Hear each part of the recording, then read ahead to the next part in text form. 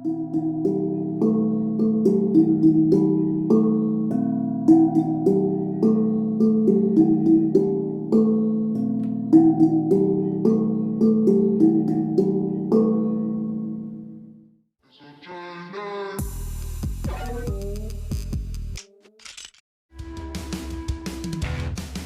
yeah. I totally signed up for a video season. That's why I paid 18 grand a year. Oh, yeah, but me, right? It doesn't matter what I feel. No, it's all about what everyone else is afraid of. A simple little bloody flu. We definitely dramatise some things for the purpose of theatre, but some of the experiences were close to home. The quick switch to online learning in 2020 has been tough for students everywhere, but for these acting students at the prestigious National Institute of Dramatic Art, there have been some unique challenges. Theatre is the most collaborative of all the art forms. It's all sorts of disciplines coming together, but it's also coming together fundamentally with an audience. And so theatre training kind of needs people together. And for final year students, how were they going to take part in the all-important mid-year productions, the ones that help put them on the radar of agents, directors and industry figures? It's the culminating moment of 3 years of pretty intense learning. So quite naturally, the students were very anxious. We thought the best solution would be to take advantage of that adversity. We didn't want to make streamed theatre. We didn't want to make films necessarily. We wanted to break a few of the boundaries about how you tell stories in an online space. It took me 6 times to audition to get into this school. Yeah, and this has gone wrong and it's put a spanner in the Twix. So our play is called Lockdown. It's about 5 NIDA students who their final production is cancelled because of lockdown. So it's very meta in that way. It sort of follows how different personalities cope in isolation, sort of the tensions that build from there. Yeah, that's great, but what are we paying for? Online classes! They still have to Online classes, honey, it's embodied learning. There was a challenge for the actors in trying to connect with somebody over Zoom and sort of like react to what they're saying to you when there's poor image and there's poor sound. But I think what was a really valuable lesson in that was leaning into the disconnect that does happen over Zoom and letting that feed the show. And I think our generation especially is used to connecting over FaceTime and over the internet. So it ended up working in the favour of the show, I think, in the end. In a very different work, students brought to life iconic characters roaming the theatres that have been forcibly closed in this time. To be or not to be? That is the question. The performance I'm part of is Ghost Lights, and I play Hamlet. It's pretty much about a theatre tradition where when a theatre is empty, they put up a bulb on a stand that stays on center stage to keep the spirit of the theatre alive.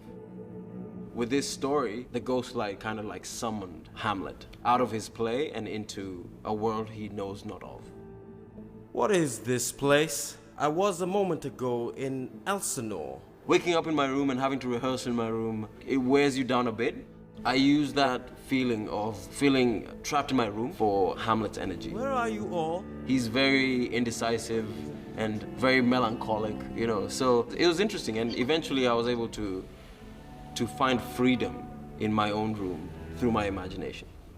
To make these works, NIDA was able to call on directors and writers across Australia and the world, like Emmy Award-winning Sean Stewart.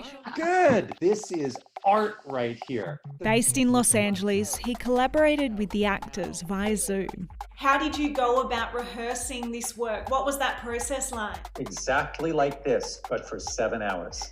His interactive farce titled Roundabout was performed on live streaming platform Twitch, which enabled audiences to interact with the actors and meddle with the plot. My name's Anna and I'll be acting this evening, hopefully. And this is our tech team who are about to work their tech magic. It starts out with 3 young people in a love triangle. Unbeknownst to them, over in the chat channel, there are 3 digital beings who have decided they are tired of roaming the internet and they want to be inside bodies again. You've forgotten how to speak. The trick is to squeeze air through your meat tube. And every time one of the digital beings goes into one of the people in the video screen, that character gets punted out into the chat channel. So it's a farce. It's musical chairs. This one is now fully operational. With this work, you weren't just filming something and then streaming it. This was happening live.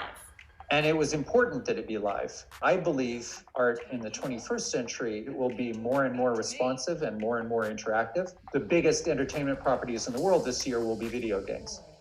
Do you actually believe in this type of theatre, this type of digital theatre, and it not just being a shitty substitute for the real thing?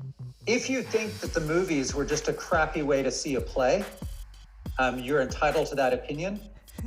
But yeah, I happen to think that this thing is a happening thing.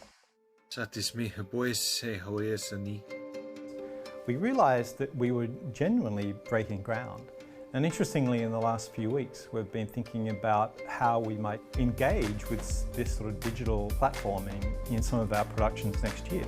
After any crisis of any kind, nothing ever goes back to the same. I think what we're coming into next year when we graduate is actually really exciting, because when you put restrictions on artists, that's when creativity breeds the most.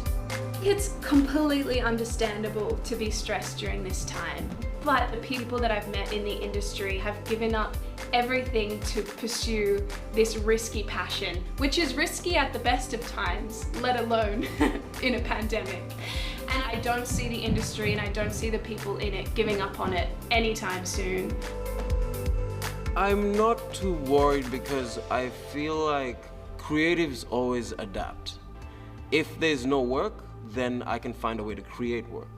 Every one of these scenarios is an opportunity to skill up and find new ways to storytell. So I'm excited for that.